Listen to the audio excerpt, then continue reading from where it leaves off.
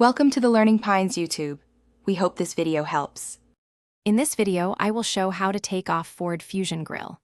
Open the hood and locate the grill clips and screws at the top edge so you can plan removal. Release the top clips gently with a trim tool while holding the grill to prevent drops. Remove visible screws with a magnetic driver, then lift the grill forward to disengage lower retainers and set parts aside safely. Begin by standing centered at the front of the car with the hood open and lights on if needed. Gently pry the top center clip and work outward, feeling for each clip as it releases. Unscrew any visible fasteners as you go, keeping each part organized.